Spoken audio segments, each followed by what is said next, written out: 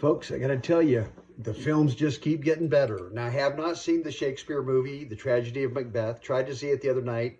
No subtitles, no comprendo.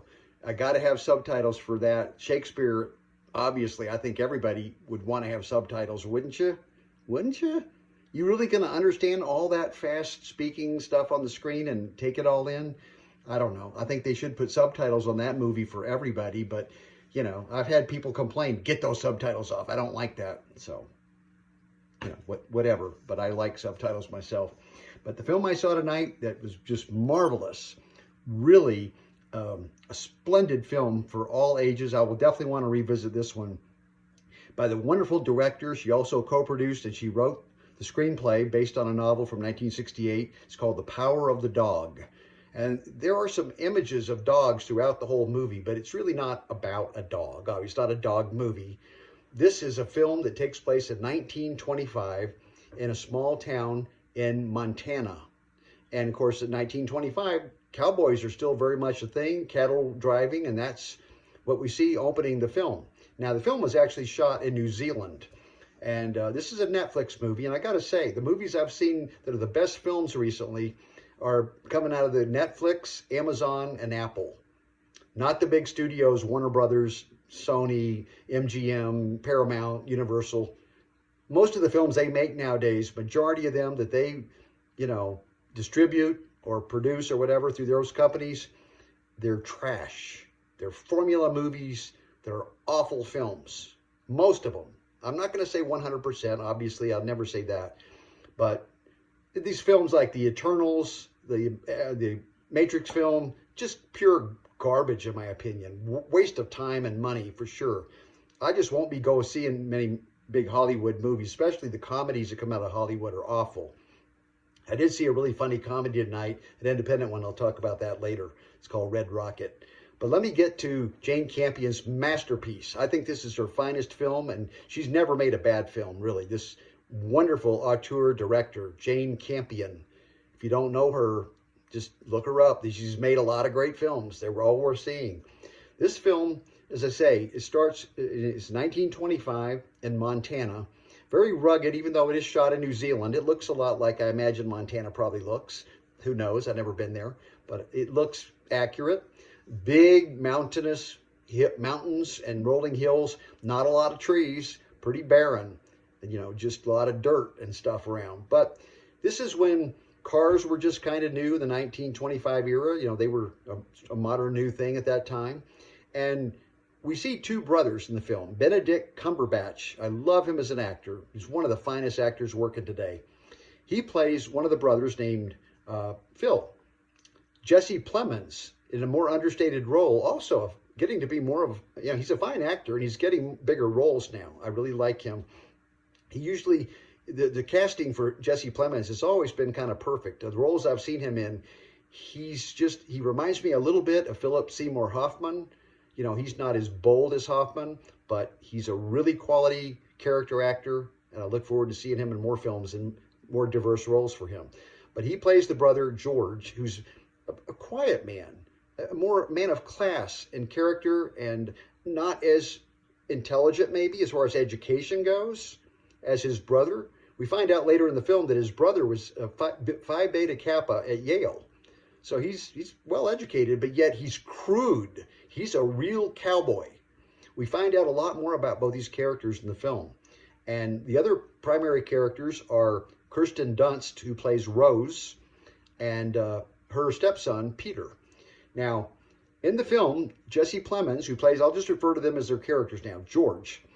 He's a very gentle man, soft-spoken, maybe a little more simple in many ways, but he's a gentleman. He's kind. He's virtuous. He doesn't drink. He's not rowdy. He's not loud. He's soft-spoken, and he's compassionate. And it's very evident as we get to know this character. He meets up with Kirsten Dunst's character, Rose, and she's a widow, and her husband had been a doctor, but he's committed suicide, and he'd been drinking heavily, and she's not a drinker. And so they match up, and they get married very quickly, George and Rose. But the problem is the brother, Phil, does not like Rose. He just immediately takes a dislike for her. He sees her as conniving. She's wanting the money, which is not true. But he just takes a really negative attitude towards her. And as I say, he's very boisterous and loud. He's a roughneck cowboy who's very much in control, as you know, a lot of people of that ilk would be. He wants to control everything around him. All the ranch hands and other cowboys, he's bossing them around and telling them what to do with a lot of force and vigor. And there's a conflict brewing there. And of course, he taunts this poor woman, taunts her just needlessly, and her son, who he perceives as gay. And turns out later he is gay. But there's no graphic gay. This is not Brokeback Mountain. We don't get a lot of emphasis on the homosexuality. That's an undercurrent in the film. That's just a driving force that we learn more and more as the film goes on, how that is a motivation for some things that are going to occur later.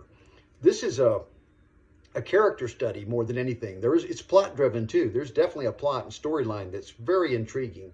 I was not in the least bit bored, not for 1 second in this film. The cinematography is stunning.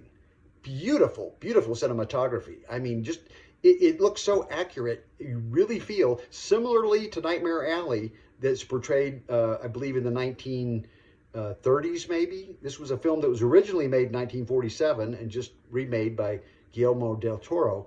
And that film had a lot of accuracy. It really, the speech, the dialogue, all of it seemed like of that time. Same thing in this film, in Jane Campion's The Power of the Dog. The dialogue seems appropriate for how people spoke back then in the 1925. And most of the characters in the film are a little bit more high on the scale of society. They're a little more eloquent, well-spoken, polite, courteous, dignified. Not so much with Phil, Benedict Cumberbatch character. He's just very crude, rough. And even though we learn more about him, that he himself is gay. But of course, at that time, nobody's letting anybody know that. It's a secret only between him and his partners, most likely. That's it. It's something that nobody else is allowed to know about him at all.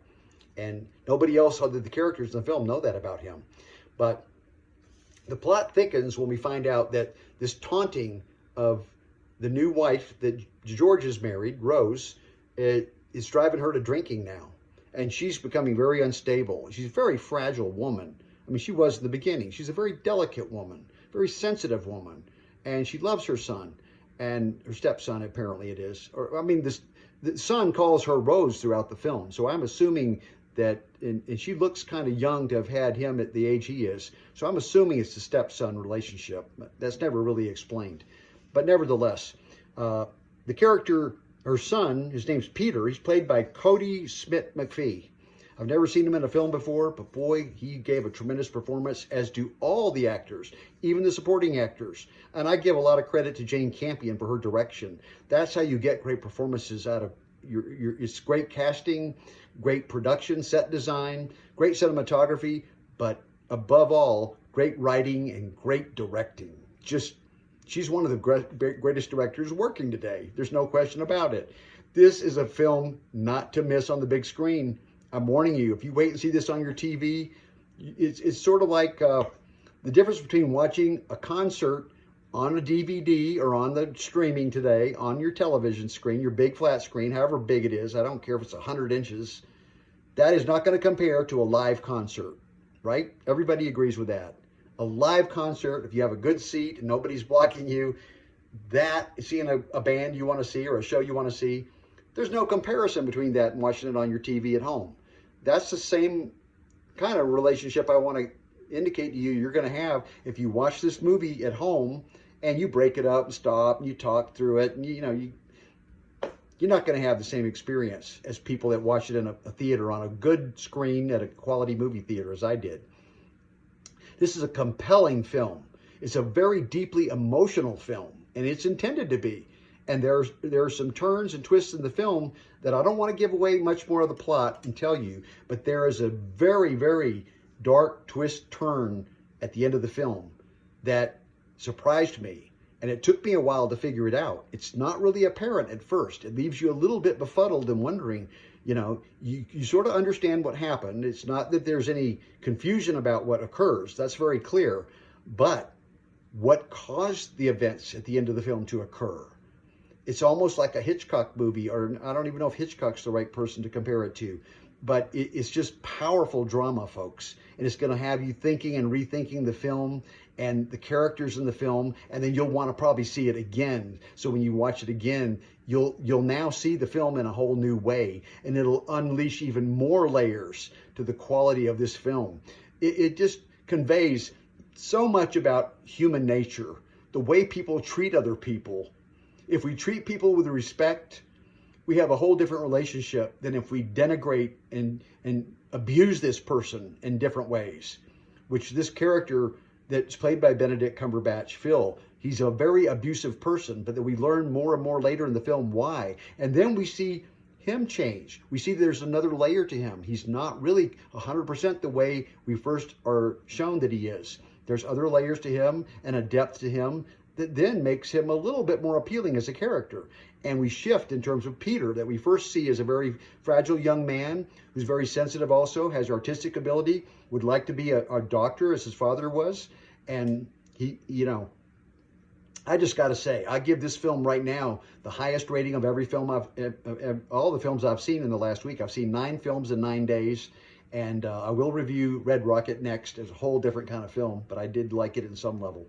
But Jane Campion, The Power of the Dog, it's just a must-see film. If that film doesn't win all the big awards this year, and again, I'm not discounting this Shakespeare film, The Tragedy of Macbeth, we'll give that a shot when it comes out with subtitles, and I can see it with subtitles. And I've heard that it's great. But right now, The Power of the Dog, I'm giving it the best film mark for 2021. Power of the Dog. Don't miss it.